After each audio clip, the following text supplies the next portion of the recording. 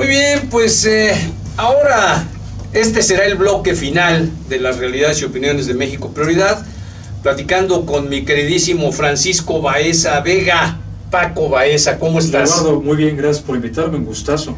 Te he invitado otras veces, nada más que tu agenda... No habíamos podido, no habíamos coincidido. Tu agenda no te lo permite, ¿no? No lo había permitido, que bueno que hoy se pudo. Qué bueno que hoy se pudo, me da mucho gusto. Qué bueno que así sea, porque yo ya pensaba que te estabas mareando. No, jamás, ¿No? jamás. Bueno. Jamás, no es posible. Bueno, es condición humana, ¿eh?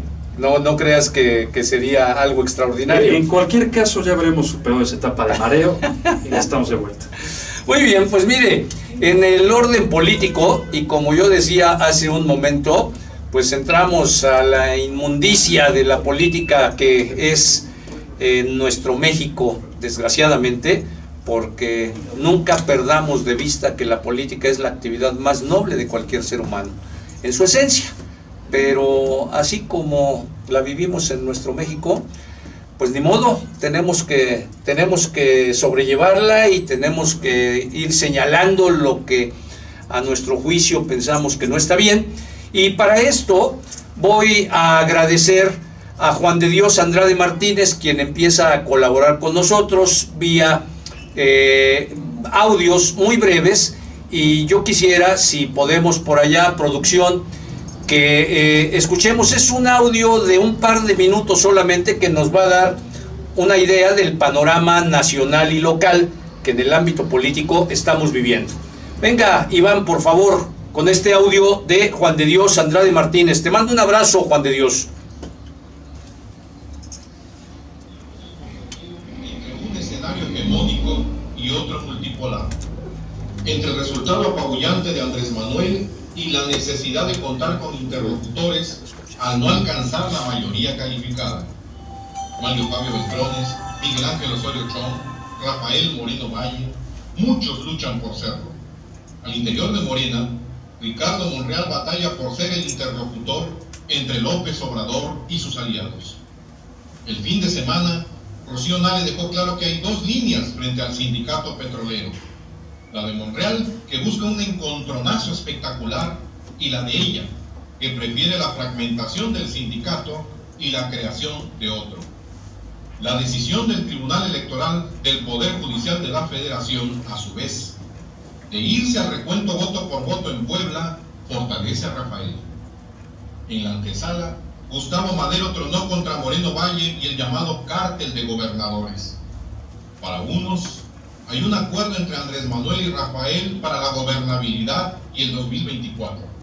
Para otros, es un intento del tabasqueño por forzar a todos a negociar los votos que le faltan para la mayoría calificada y de paso fragmentar a sus adversarios. Pero lo que sí está claro es que sin el panismo tradicional no se puede ir a ninguna parte. Sin embargo, el grupo de López Obrador no parece calcular que podría ser desfondado por alguno de los interlocutores o por todos a la vez. Beltrones, Osorio Chong, Monreal y Rafael no son improvisados ni principiantes. Andrés Manuel tampoco. Soy Juan de Dios Andrade Martínez. Hasta entonces. Muy bien, pues por supuesto que ya habías escuchado este audio, mi querido Paco, pero me parece muy interesante. El audio ya lo había escuchado. Sí. La voz la escuché muchos años en la universidad. Yo lo sé. Muchos años, siempre me da gusto escucharla de nuevo. Sí. Y sí, muy interesante lectura que hace Juan. Como todo, pues siempre tiene sus cuestionamientos y bueno, pues fíjate nada más el atrevimiento que tengo, porque siendo yo un ignorante de todos los temas, sí, que me atreva yo a cuestionar a alguien como a Juan de Dios, y no en todo, por supuesto creo que su planteamiento es clarísimo, pero, por ejemplo, ¿tú crees que verdaderamente esté en juego este apabullante triunfo de Andrés Manuel en el futuro por estos personajes como Osorio Chong, como Rafael Moreno Valle? ¿Te refieres a que lo rebasen? Pues sí. Bueno, cualquier gobernante corre el riesgo que lo rebasen. Pero en el contexto que hoy vivimos... Al día de hoy no lo van a rebasar. No lo va a rebasar ni la derecha, ni lo van a rebasar los perfiles izquierda que vienen empujando desde hace tiempo. Pero es un riesgo que cualquier gobernante tiene. Al día de hoy definitivamente no. Bien. habla Juan de Dios de la relevancia que tiene el panismo tradicional. Creo que tiene toda la razón. Sí. ¿Sí? ¿Será capaz de recomponerse? Pues mira, esa pregunta me hubiera gustado hacérsela a Manuel Díaz Cid, que falleció recientemente y que fue el ideólogo de ese panismo tradicional, Leo. Lo sé perfecto. Y que mucha falta le va a hacer al PAN en estos momentos de incertidumbre. El problema con el PAN es que está desdibujado, y la alianza entre Anaya y el PRD no ayudó a reafirmar los principios y valores con los que se fundó el partido. Entonces el panismo tradicional tendrá tanta relevancia como pueda refundarse. Bueno, pues nuevamente muchas gracias, mi querido Juan de Dios Andrade. Espero que cada lunes estaremos teniendo una cápsula así de 2 minutitos, pero que creo que es muy interesante. Muy valioso. Muy interesante. Sí, sí. Pasemos a lo cotidiano, mi querido Paco. Oye, para mí es inevitable, no sé si tuviste oportunidad de ver y escuchar el testimonio que hace Ignacio López Tarso, don Ignacio López Tarso, ante el presidente Peña Nieto, en donde le dice que deja un México luminoso. ¿Tuviste oportunidad de verlo? No, no lo vi. Te voy a sugerir que no lo busques. lo vi, pero te voy a sugerir buscarlo. que lo busques en las redes sociales, porque me parece verdaderamente vergonzoso, verdaderamente entonces no fue sarcasmo. Lo de luminoso no es sarcasmo. No, es que no. Don Ignacio López Tarso no fue sarcástico. Vale. Él dijo las cosas con un convencimiento pleno de que así estaba viendo el país que deja Peña Nieto. Bueno, lo está viendo en ese caso, no lo he escuchado a don Ignacio, pero lo está viendo como lo ve Peña Nieto. Peña Nieto sí piensa que es un país luminoso. Sí, correcto. Lo que sí vi fue la despedida que hace Peña Nieto con Chumel Torres el día de hoy. Yo creo, Leo, que llega a una altura del sexenio que te vale un comino lo que piensen de ti y te permite hacer una parodia de ti mismo. Oye, pero creo a Peña Nieto hace ya un buen de tiempo que le viene valiendo esto, ¿eh? ¿O no crees así? Es difícil situar en qué momento perdió la esperanza en el sexenio, porque no ese es el principio. En el principio el sexenio de Peña Nieto parece que iba a ser luminoso. Bueno, cuando las reformas famosas... Primero el Pacto por México. Claro, el Pacto por México, las reformas. Exacto. Y que de ahí, a los ojos del mundo, Peña Nieto se lanzaba a un estadista. ¿Sí? Entonces en ese momento sí que don Ignacio López Tarso tenía razón, parecía luminoso. Sí, pero estamos hablando de hace 5 años, ¿no? Es muy difícil situar en qué momento el sexenio se quiebra y se convierte en lo contrario, en un sexenio de obscuridad. Yo lo situaría en septiembre de 2014, cuando Ayotzinapa. Ayotzinapa fue el vaso, la gota que derramó el vaso. La gota que derramó el vaso. Me parece que en ese momento es cuando el ánimo de la opinión pública, el ánimo de las encuestas, todos los ánimos del país se revierten contra Peña. Pero empieza con la famosa Casa Blanca. Más que con la famosa Casa Blanca, con la pobre respuesta que el escándalo da a su esposa. Es que no hay manera de defender lo indefendible. Pero, así haya sido la respuesta que haya sido, mi querido Paco. Pero fue contraproducente que quien lo defendiera fuera Angélica Rivera y no el presidente, que estaba de vacaciones. Bueno, de vacaciones, estaba de viaje de estado en Francia, una cosa por el estilo. Yo creo que el punto de quiebra del sexenio, que lo torna de lo que parecía ser muy luminoso a un sexenio oscuro, es Ayotzinapa. Pues justamente en esta obscuridad del sexenio, en donde don Ignacio López Tarso se refiere a la luminosidad, yo quisiera preguntar qué clase de luminosidad somos como sociedad, que nos permitimos, sin que pase nada, estas realidades de los cadáveres en Jalisco, cadáveres que andan paseando por la ciudad. O sea, es tétrico. Es una descomposición integral, ¿no? Es brutal, es escandaloso, pero es una Paco. descomposición integral, que parte desde la base social en la que asesinas hieres a un aficionado del equipo rival, como pasó en el Clásico Regio, Sí. hasta las autoridades, cuando puedes botar 300 cadáveres en 2 trailers y no te importa. Sí, sí, a ver, claro. Es una descomposición integral. Y que obviamente no nace en ese momento de los tráileres No. circulando. No, pues es... ¿Y por qué sucede? Porque hay una carencia de Estado de Derecho. Claro, claro. Y eso convierte a México no en un Estado fallido, pero sí en un Estado casi fallido. Qué fuerte, ¿eh? Sí. Qué fuerte. Mira, un primer paso sería reconocer, cosa que hablando de Peña nunca hizo. López Obrador últimamente se ha acercado a reconocerlo cuando habla de una bancarrota. Ese es otro tema, ¿eh? Porque me parece que don Andrés Manuel tendría que ser mucho más preciso en sus conceptos y no dar juego a especulaciones. Bueno, Pero... si quieres lo dejamos para después. Pero bueno, retomamos eso de la bancarrota. Lo retomamos. Lo retomamos. Yo sí, lo que quiero concluir con este tema de la sociedad permisiva, insensible, que demuestra pues un valor que no existe por lo más sagrado que puede haber, que es la vida misma, ¿sí? Eso tiene que ser muy preocupante, Paco. Es preocupante que la violencia se perciba como un hecho social, es decir, como un hecho natural, es como algo, ¿no? ya aceptado. Exacto. Aceptamos que México es un país violento, así de grave. Yo no lo puedo aceptar. No deberíamos aceptarlo. Sí, yo no lo puedo pero aceptar. socialmente se acepta que México Sí, es un país violento. sí. Y ves la violencia como algo normal. Ay, como no vamos a tener mucho tiempo, mi querido Paco, o es decir, las cosas, los temas que están sobre la mesa son muchos. No alcanza el tiempo. No alcanza el tiempo. La elección en Puebla. Bueno, nos pateó en el tablero, ¿no? El Tribunal Federal pateó el tablero. Pues simplemente le corrigió la plana nuevamente. Le corrige la plana a las autoridades locales. A las autoridades locales y les está diciendo son unos ineptos, por decirlo menos. Que en ese sentido, Leo, el Tribunal Federal le da razón al magistrado Sarabia, que en su voto particular de julio dijo que las autoridades locales no estaban siendo exhaustivas en el análisis de la elección. Y es lo mismo que viene a decir ahora el Tribunal Federal.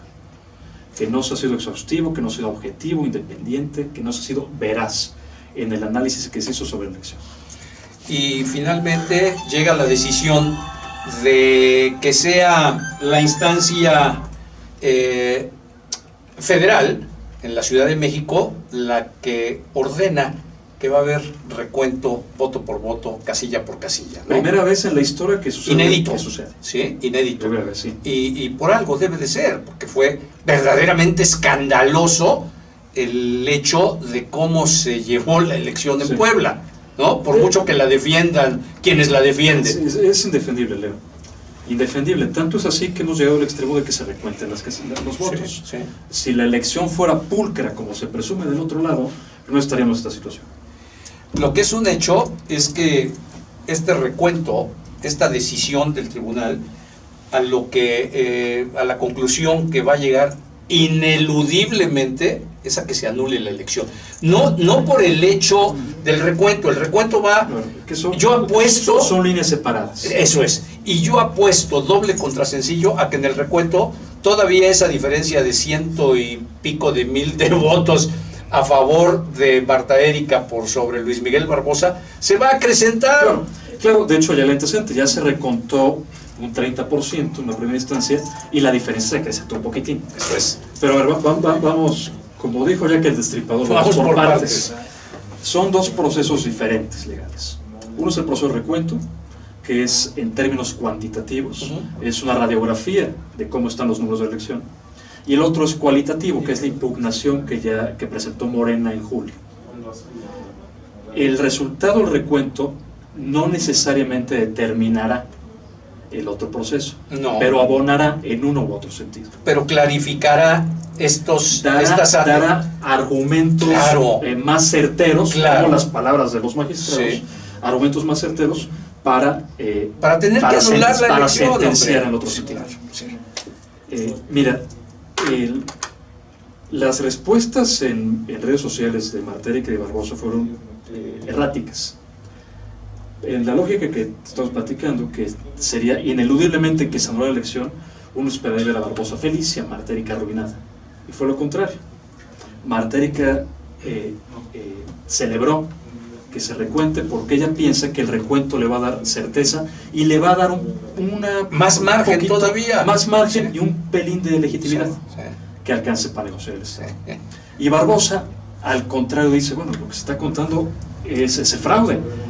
Él percibe el riesgo de que se cuente de que por ahí se puede legitimar Marta Erika. Nuevamente tendremos que esperar a la decisión para ver hasta dónde los arreglos cupulares, mi querido Paco. Es una decisión política y el recuento te va a dar elementos para esa decisión política. Ahora, de parte de Barbosa, yo leo a Barbosa, lo veo cauteloso. Al contrario de su equipo legal, yo al equipo legal lo veo bastante seguro de que, como tú dices, esto dará suficientes elementos para abonar al otro proceso y anular la elección. Es una lógica de Agatha Christie. ¿Recuerdas el misterio en su máxima expresión? No, yo me iba más allá. ¿Te acuerdas de Hércules Poirot? El detective entrañable de Agatha Christie. Cada novela, Hércules Poirot nos enseña que su moraleja es que que no hay crimen perfecto, que cualquier criminal deja huellas y que al final el criminal siempre ha sido su merecido. Lo mismo está pensando el equipo legal de Barbosa, que el proceso fue tan desaseado que forzosamente van a encontrar huellas y eso conducirá a la anulación.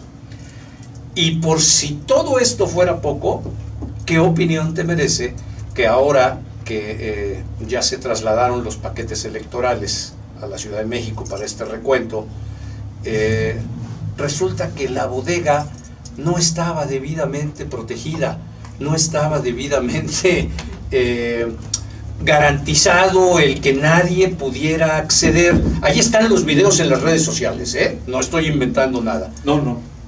No hay, yo coincido con Barbosa, no hay la certeza de que el material electoral no haya sido manipulado después de la elección. Y aquí es donde puedo entender un poquito la celebración de Marta Erika. Y es que en esa manipulación habrán intentado, estoy especulando, habrían intentado borrar las huellas. Pero por lo pronto el hecho de que... No, el hecho que no tengamos la certeza que es gravísimo. Que no estuviera resguardado como se debía. Es que ya el solo hecho de que el material electoral no estuviera bajo resguardo debería ser motivo suficiente de anulación. Claro, sí, claro. Pero ojo, no estoy evitando esto. El No. artículo 41 constitucional lo dice muy claramente: las elecciones tienen que ser libres y auténticas. Tiene que haber la certeza de que la elección ha sido libre y auténtica. Un hecho como el que tú mencionas muy bien, Leo, de que el material electoral no estuvo bajo resguardo de manera eficiente, ya me hace dudar que esto fue libre y auténtico. Y no se necesita ser un experto en derecho electoral, ni mucho menos. Un politólogo regular te lo dice. No, y alguien de a pie como yo también te lo dice. Oye, el tema de la fuga de gas, que esto tendríamos que haberlo platicado, sí, claro, que tendríamos que haberlo platicado la semana pasada, pero no pude hacer programa, ya lo expliqué a la audiencia, pero también es algo delicadísimo.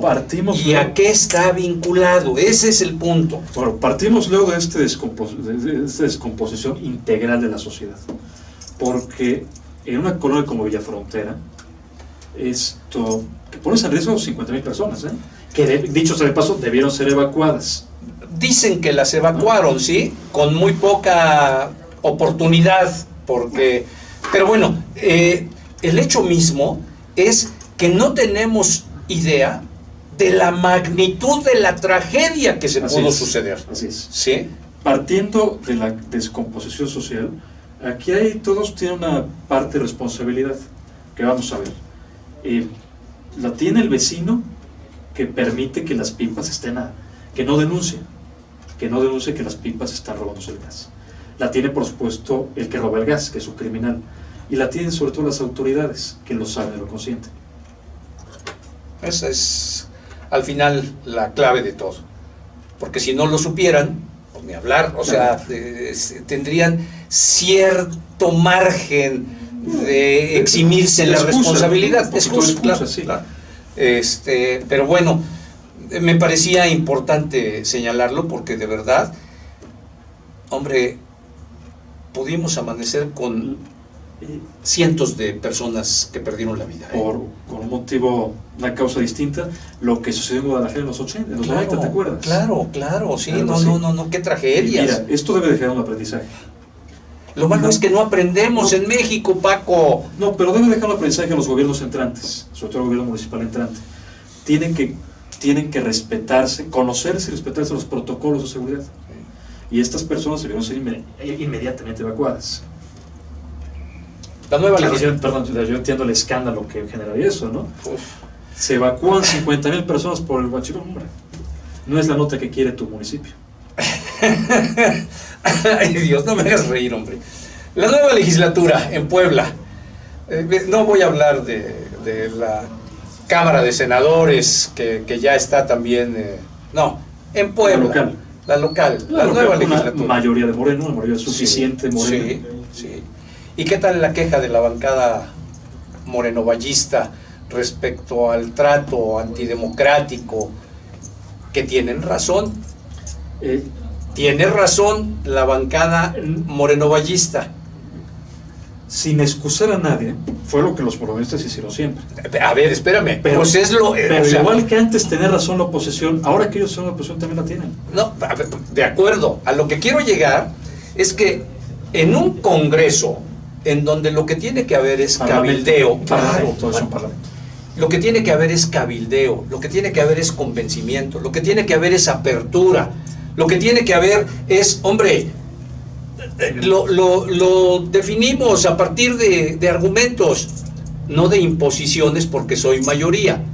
O sea, tanto muy mal hoy por Morena, como antes, como muy mal la bancada Moreno. Claro, a eso quiero llegar.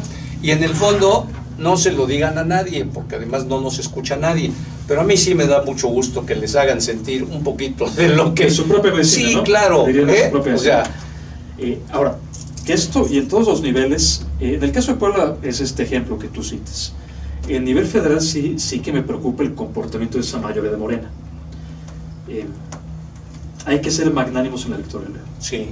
Sobre todo es como se es auténticamente grande. Sobre todo cuando tu victoria es avasalladora. Sí. La oposición tiene que tener una voz. Tú en el Congreso Federal no puedes limitar, no te puedes brincar el reglamento y decir que ahora hablamos 5 minutos cada uno. Sí. Porque es que los tuyos son más, ¿no? Sí, claro. Porque tú vas a hablar 3 horas si quieres y la oposición no puede hacer. Sí. Totalmente de acuerdo. Entonces, esto ojalá le sirva. Y tú que tienes una cercanía con estos grupos de poder, sí la tienes, Paco, pues pónselo sobre la mesa para que lo reflexionen por su bien y por el bien de la sociedad. La reflexión que dejaría para que se reflexione, quien quiera reflexionarla, por el bien de todos, es que en la victoria debemos ser magnánimos. Sí. Sobre todo, insisto, cuando la victoria es avasalladora. Una siguiente reflexión, Leo, me sigo con este tema, que igual me inquieta, pero es un tema ya federal, es que claramente se ha marcado una línea del Ejecutivo Legislativo. Y lo señalo por el caso de Manuel Velasco. La primera ¡Qué desgracia! La primera votación no le dan la licencia. Luego hay órdenes. Paloma o halcón, no sé. Pero la siguiente es una contraindicación y se le da licencia. Sí. A mí eso me inquieta, Leo. Para que el señor sea gobernador y senador simultáneamente. Bueno, ¿dónde la ubicuidad? Sí, bueno, pues será la primera persona que yo conozca que sí lo tiene, sí ¿no? Lo tiene, ubicuidad política, sí. Vamos a terminar, mi querido Paco. Regresando al Congreso local, pues ya echaron para abajo la ley Bala y la ley de expropiaciones. La pregunta es, ¿irá para abajo la concesión del agua? No lo sé, Leo, yo espero que sí. Yo espero que sí, porque es brutal lo que se ha hecho. Es abusiva, es derecho, sí. Un derecho humano. Sí. Entonces, yo espero y estoy seguro que así va a ser. Es algo que Morena, esta mayoría abrumadora de Morena, ha discutido desde la campaña y en muchos foros. Creo que lo van a cumplir. Muy bien. ¿Cómo está hoy el panorama después de que, pues obviamente Andrés Manuel como presidente electo va pues asentándose quizá, la sociedad vamos asimilando el que, pues ojalá que haya verdaderamente un cambio, ¿no? Lo hemos platicado aquí antes, Leo. Hay una mezcla entre esperanza y encabronamiento. Ojalá se mantenga la esperanza, mi querido Paco. Que le deja a Andrés Manuel una responsabilidad tremenda. Enorme. Pero que no tiene pretexto para no estar, para no cumplir. Cuando tienes estas mayorías en las cámaras, este capital político que te dan 30 millones de votos, cuando tienes gobernadores, cuando tienes muchos socios de ocasión, y cuando sembraste una expectativa en esos 30 millones. Sí, pero yo puedo sobrar una expectativa, yo Paco Báez la puedo Claro, sobrar, y yo no pero tengo tú no cómo puedes, cumplirla. claro. Pero si yo tengo Eso es. todo lo que te acabo de mencionar, ¿cómo no cumplo? Mi querido Paco, un placer Emilio, gracias. que vengas. Gustazo. ¿Eh? Gustazo. Ojalá lo hagas con más frecuencia, que yo sigo insistiendo, mire, ya está mareado también. No, el poder marea a todo mundo, y ni hablar. Vamos a ver si te dejas que no te... O nos mareamos más, ¿no? Lo que ocurra primero. No, qué fuerte. Qué disyuntiva Y más. la siguiente vez vendré aquí nada más con consignas institucionales y no te responderé nada. No, pues no te invito. ¿Para qué? Acabamos pronto. Paco, muchas gracias. Gracias. Excelente semana. Gracias. A usted que nos acompañó, pues también muchas gracias al equipo de producción. Saraí Muñoz, Javier Águila, Ivana Huatzi, Humberto Rivera. Gracias. Quédese con nuestra programación y nos vemos y nos escuchamos el próximo lunes. Realidades y opiniones de México Prioridad. Pásela bien.